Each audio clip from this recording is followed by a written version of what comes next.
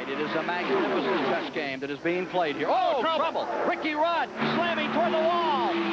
Crashing, rolling over, side over side.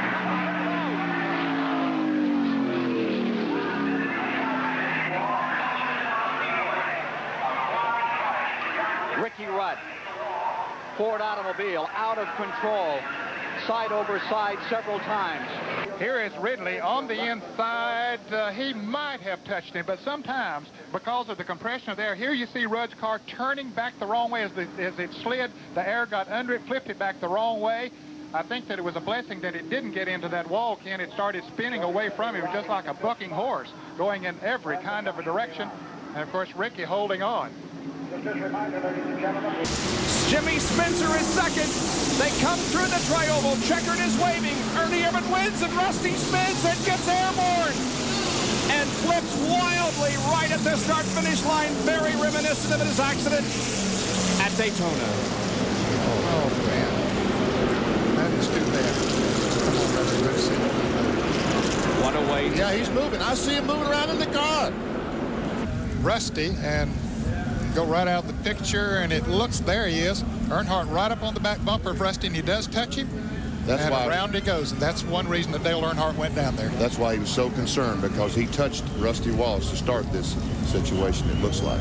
And the car overturns about 6 or 7 times, pirouetting on its nose, end over end, side over side, comes to a rest on its wheels between the start-finish line and turn 1. He will be credited with 6th finishing position. Here is another angle. Wait, somebody looked like made some contact. Uh-oh, we've got a problem. Contact here, for sure. Darrell Waltrip and Joe Rutten. Waltrip's car gets on his roof and over. Darrell Waltrip tumbling down the backstretch in what appears to be a very, very serious crash. Joe Rutten, the Car of Sterling Marlin, if he doesn't bump the 7 car, it looked to me like there was a little bit of contact between those 2 cars, which got Kawicki out of control. Yeah. I mean, they're just trying to get as close as they possibly can, because the closer you get, the faster they go. It looked like the rear spoiler. Let's see who it came off from. It was right as a car in the wall. A big shot coming out of turn number 4. Milliken has crashed, and his car is slithering and sliding down into turn number 4. Only minutes into the race, 3 cars crashed trying to avoid debris on the track. It turned out to be the back bumper from the Buick of 1978 champion Bobby Allison, and that piece of metal sparked a controversy that exists to this day. NASCAR officials said it was attached to the car lower than stock, so the Dygaard team moved it. But the weld didn't hold and the bumper came off, giving Allison's car an aerodynamic advantage. Crew Chief Gary Nelson said they'd never do something like that on purpose. Black flag, they say. Consultation flag may be coming out. We've got another terrible crash. A serious crash again, and turn number 2 has claimed another victim, and there are still cars spinning and crashing. Car number 51 being torn up was Lenny Pond of Ettrick, Virginia. Back to the line they come with car number 75. And just lifted it up. Now from another angle. Here is another angle of what happened. You can see him sliding in and getting caught and flipping backwards, upside down, and then those hard, nasty, sidewinding rolls that bite you. Going out in front. On the outside, Labonte tries to get through. He's sideways. Oh, he hit. Goes in the wall. 1, 2, 3 automobiles. The leaders are charging for the finish line. Down out of turn number 4 come your leaders. And at the line, the winner of the clash is going to be Neil Bonnet. Waltrip will take 2nd, and coming across in 3rd is Bill Elliott. As 44, Labonte has no place to go. And it sets up this 3-car jam session in turn 4. And the wild card entry takes all the chips from $15,000 to $50,000 for Neil Bonnet, and will join him in victory lane in a moment. Top 25 spots at stake. 44 cars are here. 25 will make the field today. And Nemechek spins it in turns 3 and 4 and slams the outside wall. Hard lick by Joe Nemechek. The car just abruptly breaking loose and goes sideways, loops around, and then he hit a ton. Yes, he did. He hit that outside wall very hard.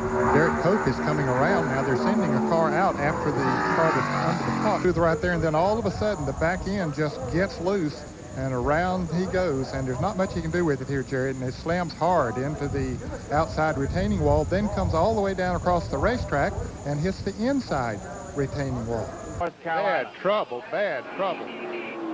Okay, a terrible crash. Richard Petty's car has turned over 7 or 8 times coming off turn 4 and was just struck by another car. It's one of the most violent accidents we've ever seen at the Daytona International Speedway here as leader Darrell Waltrip squeezes through. Petty's car nosed into the wall and then... Richard Petty was running in a pack of cars, and the back end starts to go around, and looked like it might have been tagged by the car number 73 of Phil Barkdahl, and you can see Petty's car just cramming and turning over up against the wall, and other cars coming in. There's Barkdahl hitting him as he came by, and the Eddie Beerswall car hitting one of the tires that came off the car. From another angle. That looks like the crash at Darlington years ago, Ned. Fortunately, it was staying on the nose of the car for so long, Ken, so it didn't look like it was really taking hard bounces down onto the pavement. And it just fallen from the top 10 for the first time today. Petty's racing speeds close to 150 miles an hour. Here's the relationship between second place Yarborough and leader Richard. Petty's in trouble. Head for the wall. Hits the fence, crashes. Yarborough goes by. Baker goes by. Chuck Bound spins and Waltrip crashes into him. Richard Petty, in a surprise, has trouble. Crashes into the outside fence. We hope he's okay. He took a solid hit. There's the car of Waltrip's really badly damaged, and you can see that crash is a fairly serious one. Richard Petty, the drivers are still in the cars. They haven't got out yet because obviously there are cars going at high speed around them there. This isn't what's wrong with the car. A puff of smoke came out the back. It looks like he might have blown an engine, and he just goes straight into the wall. The car almost goes up. Over. And Cale Yarborough goes by on the inside. Gets by okay. And more trouble over there. Some of the cars in the back of the pack are skirmishing just under the wreck scene. Chuck Johnson, Ty Scott, and Jody Ridley mixing it up in there. And Neil Bonnet, who was a lap down, comes slowly past. Maurice Petty, Richard's brother with the beard, concerned in pit lane as to how his brother is doing. Fuel comes out of the car, and heavy impact there. You can see the Petty car still having trouble there, locked up. Richard Petty had a serious situation with the wall, the O2 car, and then Waltrip, he's in trouble. There's the car of Waltrip.